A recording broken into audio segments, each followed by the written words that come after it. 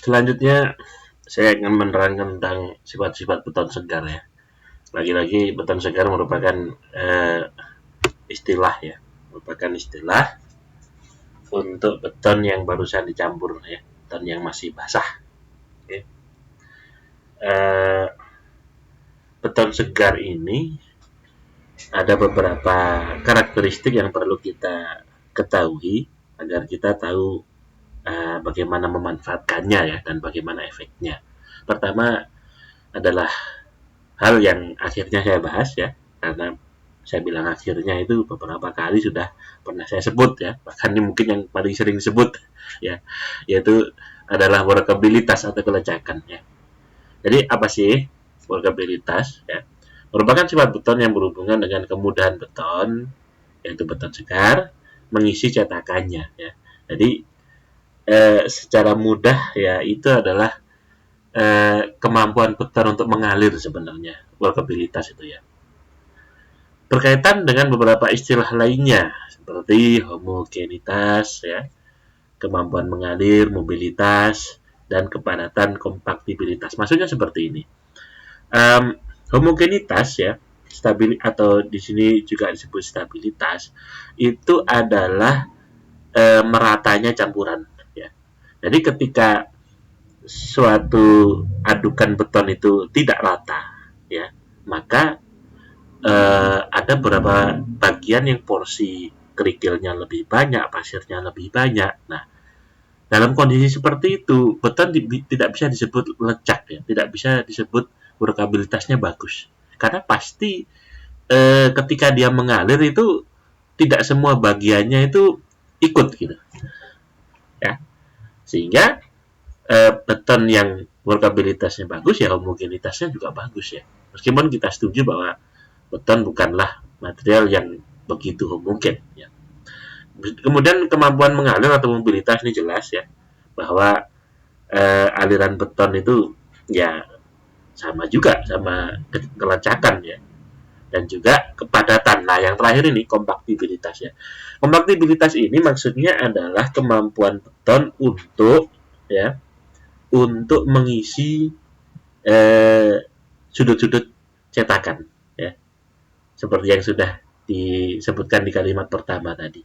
Jadi beton yang kompak ya, beton yang kompak atau yang padat adalah beton yang tidak meninggalkan keropos. Ya. Beton yang tidak meninggalkan keropos. Dan keropos biasanya terjadi di sudut-sudut cetakan ya, yaitu tempat-tempat yang ya yang nyelepit ya, yang nyelepit yang agak sulit dilewati gitu, karena di dalam cetakan itu tidak hanya ada beton tapi ada juga besi ya, seperti dilihat di ilustrasi samping ini, beton itu isinya besi. Nah, besi itu bisa dilihat di sini ya, itu pun rapat-rapat ya. Anda bisa lihat yang seperti anyaman ini adalah besi. Nah, ketika besi itu sangat rapat dan beton tidak bisa masuk ke sana, maka bisa disebut bahwa beton itu keropos ya, ketika nanti kemudian mengeras. Nah, itulah yang disebut beton tidak kompak. Sehingga workabilitas yang bagus berhubungan dengan kompaktibilitas yang bagus juga ya. Karena kalau mengalirnya bagus ya, dia akan bisa memenuhi daerah itu dan tidak akan terjadi keropos ya. Kelecekan berhubungan dengan seberapa cair konsistensi beton ya. Namun kelecekannya semakin tinggi, kekuatannya bisa jadi semakin rendah ya. Namun ada juga beberapa hal yang mengaruhi seperti gradasi ya, konsistensi pasta, rasio pasir dan kerikil, ukuran agregat dan absorpsi ya. Jadi ada juga beberapa hal yang mempengaruhi kelecekan. Nah, bisa dilihat di grafik di samping ya, bahwa airnya semakin banyak ya, betonnya semakin lecak ya. Ini adalah tes SLAM. Okay. SLAM ini ya, yang pertama ini airnya cuma 162,5. Okay. SLAM-nya 4 cm ya. Jadi sekali lagi tes untuk mengukur workabilitas atau kelecekan itu namanya tes SLAM yang sudah di slide sebelumnya saya ungkapkan ya. Nah, kalau airnya 162,5, dia itu SLAM-nya cuma 4 cm ya. Kalau airnya tambah banyak, kemudian selamnya menurunnya juga semakin banyak. Ya. Jadi inilah gambaran bahwa air itu sangat mempengaruhi kelecakan. Nah, tapi ini juga yang membuat beton semakin lemah, gitu ya. Jadi ya ada optimasi memang di sini ya.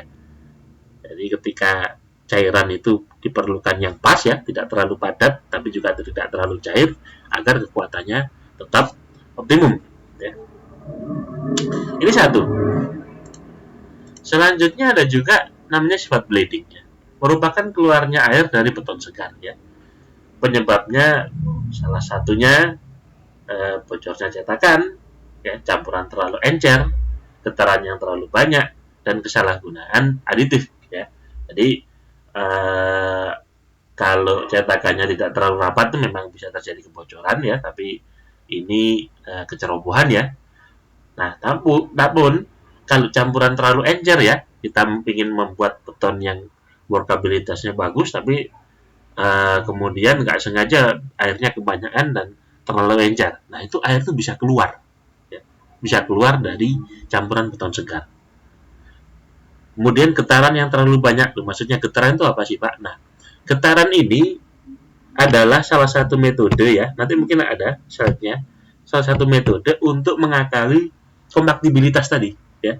Jadi ketika misalnya ada suatu beton yang kelecakannya kurang dan ingin kemudian mengisi suatu daerah yang sempit ya, ada namanya alat vibrator ya. Alat itu untuk memberikan guncangan pada beton agar beton itu bisa masuk ke sela-sela ya. Jadi dengan getaran itu beton itu kelecekannya bertambah ya.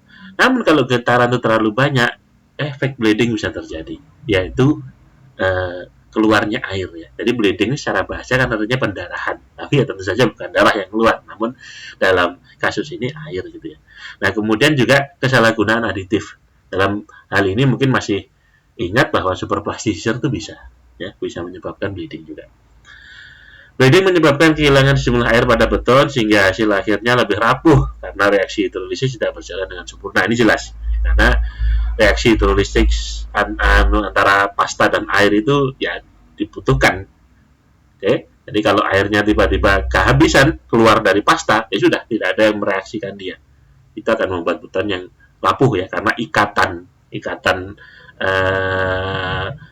binder itu menjadi sangat lemah gitu. Cara mencegahnya antara lain menambahkan semen ya, dari mengontrol faktor air semen, memakai semen yang butirannya lebih halus, ditambahkan bahan-bahan pozolan ya, ingat bahan pozolan itu adalah salah satu jenis aditif ya, yang sifatnya untuk menambah kepadatan ya, dan mengurangi jumlah air dengan aditif, tapi tentu saja dengan catatan jumlahnya optimum ya, karena aditif yang berlebihan, contohnya super plastisir itu juga bisa menyebabkan bleeding ya, itu karena ada gangguan reaksi kimia di sana.